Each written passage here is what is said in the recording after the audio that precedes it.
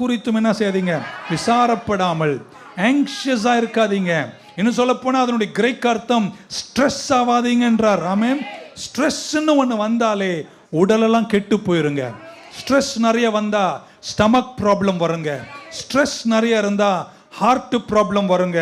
Stress நிறைய இருந்தா அந்த வழியா போற வியாதியெல்லாம் உங்களுக்கு வரும். ஏன்னா உங்களுடைய சரீர சக்தி குறையும், இம்யூனிட்டி குறையும். ஆகையால் துவக்கத்திலே கர்த்தர் சொல்ற வார்த்தை, உங்களுக்கு சமாதானம் உண்டாவதாக. 2 கையை நீட்டி பக்க சொல்ல, உனக்கு சமாதானம் உண்டாவதாக. அவங்கள பார்த்து சொல்லுங்க, ஏங்க என்ன முறைச்சு பார்க்குறீங்க, உங்களுக்கு சமாதானம் உண்டாவதாக. ஆமென் சொல்ல மாட்டீங்களா? சமாதானம் இருந்தாலே ஸ்ட்ரெஸ்ஸை ரிலீஸ் பண்ணிடும், ஸ்ட்ரெஸ்ஸை குறைச்சிடும், வாழ்க்கை நல்லா இருக்கும்.